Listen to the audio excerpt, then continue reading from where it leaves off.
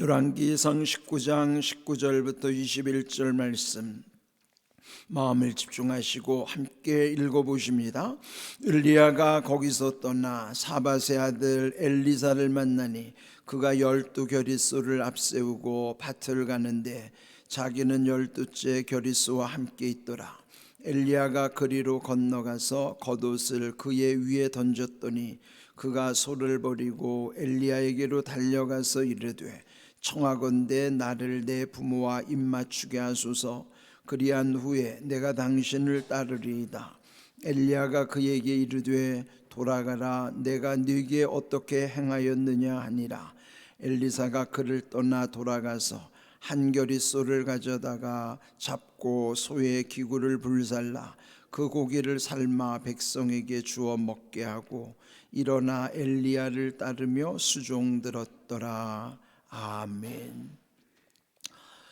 인생에서 중요한 것은 만남의 복이라고 우리 늘 자주 말하죠. 오늘 이 본문에도 보면은 엘리야 선지자가 엘리사를 만나는 장면이 묘사되어 있어요. 우리 1절 19절에서 읽은 것처럼 엘리야가 거기서 떠나 사밧의 아들 엘리사를 만나니, 그래서 오늘 제목을 엘리야가 엘리사를 만나니 이렇게 정했습니다. 또 우리도 우리 삶 속에서는 끊임없이 만남과 헤어짐의 연속이죠. 그런데 그 만남이 참 중요하죠. 그 만남이, 우리는 늘 주님 안에서의 만남은 그 자체가 축복이라는 사실을 믿죠. 그렇지만 세상의 모든 만남이 다 복된 건 아니죠. 잘못 만남으로 인하여 오히려 인생이 낭패를 보는 경우도 적지 않아요. 그래서 정말 우리에게 중요한 것은 만남의 복을 늘 마음에 새기고 기도하는 것이죠. 물론 그 만남 속에는 우리의 우연의 만남인 것 같기도 하지만은 또 궁극적으로는 하나님께서 만나게 하시는 만남의 복도 그 속에 있다고 하는 것입니다. 오늘 이 엘리야가 엘리사를 만나는 것은 하나님이 사명을 위해서 만나게 하시는 섭리가 있는 것이죠. 오늘 이 엘리야와 엘리사의 만남, 그리고 오늘 우리의 삶 속에서 각자 자신들이 또 누군가의 만남의 삶 속에서 그 안에 어떤 하나님의 섭리와 은혜가 있는가를 잘 분별하는 지혜가 우리에게 필요한 것입니다. 먼저 19절에서 말씀한 대로 마침내 엘리야가 엘리사를 만나는 장면이 묘사되어 있는데, 그 19절 둘째 줄, 엘리사는 12겨릿소를 앞세우고 밭을 갈고 있었다 그랬어요. 결이라고 하는 것은 쌍을 말하는 거예요. 그러니까 두 마리가 한 결이죠. 그러면은 보통 우리도 이제 두 마리에다가 이렇게 멍에를 매 가지고 결이로 이 땅을 가는 경우도 있죠. 근데 여기에 이 근동의 문화는 이렇게 결의를 통해서 밭을 가는 게 일상적인 것이에요. 그런데 보통은 한 결의로 밭을 가는데 엘리사는 12겨릿소를 함께 밭을 갈았다. 그렇다면은 이 엘리사는 농사를 짓는 사람인 건 분명한데 보통 평민들은 한 결인데 이 엘리사는 12겨리를 한꺼번에 밭을 갈게 했다고 하는 것은 아마 농사를 크게 지었을 것 같다라는 추측을 할 수 있는 것이죠. 그만큼 농사를 많이 짓고 그만큼 또 부자일 것이다라고 하는 추측을 하는 것입니다. 그런데 이제 이때 엘리사가 밭 가는 그 현장에 찾아온 거예요. 그런데 그때 엘리사는 12째 겨릿소와 함께 있더라. 그러면은 12결이라고 하는 것은 총 24마리의 소죠.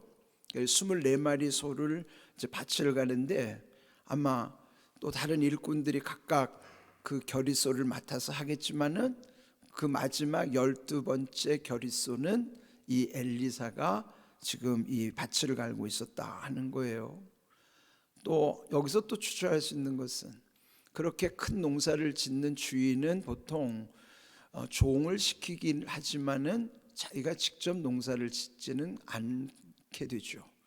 그런데도 이 엘리사는 직접 그 농사 현장에서 자기가 직접 12번째 소결의를 자기가 그 밭이랑을 일군다고 하는 것, 그것은 주인임에도 불구하고 자기 일에 대한 성실성을 의미하는 것입니다.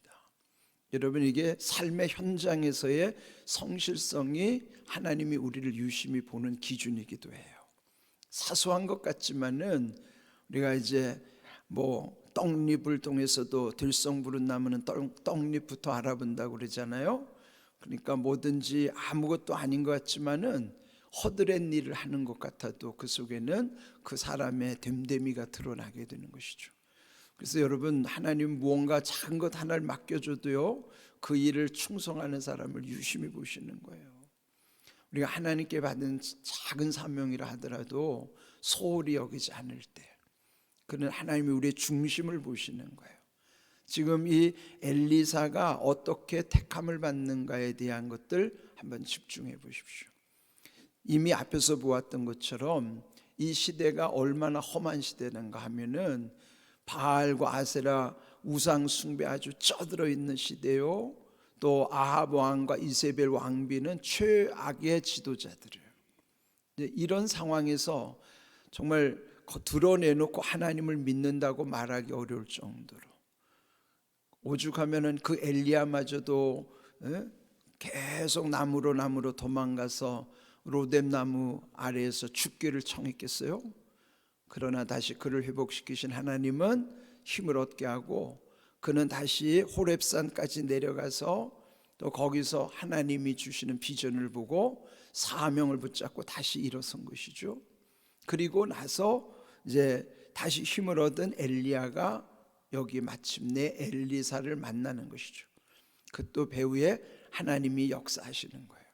그러면은 이미 그때 하나님이 엘리야에게 말씀하신 것처럼 그가 심히 탈진해 있었고 이제는 자포자기 하는 상황에서 그에게 들려주셨던 말씀이 아직도 바알에게 무릎 꿇지 않은 7,000명의 용사를 남겨놨다는 것이죠. 드러나지 않는 7,000의 하나님의 일을 하는 사람들. 그렇다면은 여기 엘리사도 그 중에 한 사람일 거예요. 그러면은 7,000명이라고 하는 바알에게 무릎 꿇지 않는 그들도 하나님이 나름대로 다 섭리하시고 역사하시지만 그 중에 특별히 엘리사를 부르시는 것은 엘리야 이후에 엘리야를 이어서 또 선지자로서의 중요한 사명을 감당할 수 있는 사람을 하나님이 지금 지명하시는 거예요. 자, 그런데 그도 이렇게 하는 일이 있고 그러나 또 맡겨진 일을 성실히 수행하는 이때, 그때 엘리야가 엘리사를 만나는 장면. 그런데 참 만나는 그때 하는 그 일종의 퍼포먼스죠. 엘리야가 어떤 행위를 하는가? 19절 끝부분에 보면은 엘리야가 그리로 건너갔다는 것은 12째 겨리스와 함께 있기 때문에 그쪽으로 간 다음에 엘리야가 입고 있던 겉옷을 벗어서 그의 위로 휙 던진 거예요. 이 행위가 어떤 의미인가? 이제 이 당시 선지자의 겉옷이라고 하는 것은 선지자의 직무, 선지자가 하는 일. 그러면 이 겉옷을 벗어서 던졌다고 하는 것은 후계자를 정할 때 하는 행위죠. 그때 이 엘리사는 그것을 무시할 수도 있었겠지만은 20절 엘리사는 소를 버리고 지금 밭을 갈고 있는 중인데 소를 버린 다음에 엘리야에게로 달려가서 그제 그 겉옷을 붙잡은 것이죠. 그러면은 지금 이 엘리사는 처음 만나는 엘리야이지만은 그 당시 엘리야가 명성이 있는 사람이기 때문에 아마 이 엘리사도 들었을 것이에요. 엘리야 선지자의 활약상을 알기 때문에 그래서 그를 만나자 그를 금방 알아본 것이고 겉옷을 던졌을 때에 그게 무슨 의미인가를 알고 달려와서 이제 그를 붙잡은 것이죠. 소를 버렸다는 것은 자기가 지금 하고 있는 일도 중요하지만은 그 일보다 더 중요한 것을 위해서는 지금 하고 있는 것을 버릴 수 있는 용기. 우리가 어떤 일을 쉽게 버린다는 것은 이거는 보통 용기가 아니면 할 수 없죠. 그리고 그것은 내게 더 중요한 것이 있을 때만이 덜 중요한 것을 포기할 수 있는 거예요. 무슨 일을 하든지 우리는 항상 비교하잖아요. 우리가 늘 항상 좋다고 여기는 것이 더 좋은 것을 만나면 이것은 덜 좋게 느껴지는 것이고, 더 좋은 것도 가장 좋은 것을 만나면 더 좋은 것도 사실은 의미가 없는 거예요. 우리에게 있어서 가장 좋은 게 뭘까요? 그건 하나님이 주시는 것이고, 사실 우리에게 가장 좋은 것은 천국이라고요. 그러면 천국의 소망이 우리에게는 인생의 최고의 힘이 되는 것이죠. 바울이 왜 자기가 예수님 만나서 모든 것을 다 배설물처럼 여기고 버릴 수 있었을까요? 최고이신 예수님을 만났기 때문에 더 좋은 것은 덜 좋은 것에 비하면 아무것도 아니. 이 덜 좋은 것은 더 좋은 것에 비하면 아무것도 아니지만 더 좋다고 하더라도 가장 좋은 것을 만난 사람에게는 그 가장 좋은 것 외에는 그렇게 큰 의미가 없는 것이에요. 그렇다면 우리도 내게 정말 바울처럼 나는 예수님 만났으니, 그리고 예수님으로 인한 천국의 소망을 두고 사니, 그럼 이 땅에 그 예수님보다 또 천국보다 더 귀한 것은 없다, 그것이 분명하다 그러면요, 이 땅에서 욕심은 내려놓게 되는 거예요. 왜 우리가 여전히 그 욕심에 손을 움켜쥐고 놓지 못할까요? 우리는 아직 가장 좋은 천국, 가장 좋으신 예수님에 대해서 머리로만 생각하고 있지 실제로 자기 삶 속에서 인정하지 않기 때문이에요. 여러분, 아는 것과 인정하는 건 달라요. 그저 아는 건 지식적 차원이고 정보의 차원에서는 그렇겠구나 이렇게 동의할 정도이지, 내가 인정하는 것은 내가 그걸 붙잡고 사는 거예요. 그래서 정말로 가장 귀한 예수님, 가장 귀한 천국을 소유한 사람은 더 좋게 느껴지는 세상 것, 그는 아무것도 아닌 것입니다. 그러니까 여러분, 이런 것은 우리가 기도할 때마다 하나님 앞에서 내가 나를 점검해야 돼요. 나는 정말 하나님이 보내주신 예수님이 내게는 가장 좋은 분인가? 우리에게 있어서 모든 사람과의 관계 속에서 예수님과의 관계가 가장 우선인가? 그리고 내가 이제 곧 이 땅에서의 모든 일을 내려놓고 내가 영원히 살 천국에 대한 소망이 내 인생의 최고인가? 여러분, 이 답이 분명해야 돼요. 예스와 노가 분명해야 됩니다. 근데 이게 분명하지 않으면 계속 헷갈려요. 조금만 뭐 더 좋은 거 생기면 그거 잡으려고 그저 그 탐심을 놓지 못하는 겁니다. 그러니까 탐심이 우상숭배라는 말이 맞잖아요. 예? 우리에게 가장 좋은 것, 최상급, 그건 뭐예요? 비교 대상이 없는 거예요. 정말 주님이 우리의 세상의 모든 것과 비교 대상이 없습니까? 찬송가의 가사처럼 주 예수보다 더 귀한 것 없습니까? 사실 그렇게 살기가 어려운 세상이에요. 세상에는 너무 좋은 것이 많고 달콤한 게 많기 때문에, 그런 좋게 여겨지는 것, 달콤한 것 때문에 아주 순간순간적으로 주님을 놓치고 살 때도 많고 잊어버릴 때는 참 많아요, 우리가. 그러니까 그 관계가 명확해야 되는 거예요. 명확해야 되는 거예요. 제가 어제 이제 건강검진 받으면서 이제 그런 생각을 많이 하죠. 물론 건강하게 사는 게 중요하죠. 근데 이 건강이 왜 필요한가 말이에요, 도대체. 목사에게 건강이란 뭔가? 그런데 저는 어떤 미국의 유명하신 목사님이 한 말이 잊혀지지가 않아요. 목사가 교회에게 줄 수 있는 최고의 선물은 목사 자신의 영적으로나 육적으로나 정신적으로 건강한 목사 자신이 교회의 최고의 선물이라는 거예요. 전 제가 이 교회에 뭘 줄 수 있는 게 없어요. 다만 제가 건강해서 이 교회에 폐를 끼치지 않고 육신의 건강만이 아니라 정신적으로나 영적으로 건강하면, 그런 모든 것이 성도들에게는 제가 여러분에게 줄 수 있는 그게 최고의 선물이라는 거죠. 저는 그게 동의가 되는 거예요. 제가 무슨 건강하는 것이 저 혼자 호요식하기 위해서 건강하지 않아요. 저는 언제라도 부르시면 간다는 것에 대해서 저는 명확합니다. 그래서 이제는 저도 제 아내와 저희가 이제 살면서 이제 우리는 살 만큼 살았다. 인생의 한 바퀴 60평생 살았으니 이제 살 만큼 살았으니 언제 부르셔도 후회 없지 않냐. 근데 그런 말이 이제는 너무 자연스럽게 나오는 거예요. 그는 우리에게서 이 땅이 영원히 산다면 몰라도 어차피 잠시 사는 세상이에요. 그러니 영원한 천국에 대한 소망과 그 모든 것을 예수님이 우리 앞길을 여셨으니 내게 예수님 최고라고 하는 것에 대해서는 의심의 여지도 없어야 되고요, 흔들림이 없어야 돼요. 지금 여기에서 이 엘리야와 엘리사와의 만남은 하나님의 섭리와 그 사명 속에서 이루어진 것입니다. 그리고 20절을 보시면은 이제 마침내 청하기를, 엘리야에게 청하기를 내 부모와 입맞추게 하소서. 그리한 후에 내가 당신을 따르리이다. 그는 인간의 도리를 무시하지 아니하고 부모와 이제 작별할 수 있는 시간, 그때 엘리야가 말하기를 돌아가라. 내가 네게 어떻게 행하였느냐 허락하는 거예요.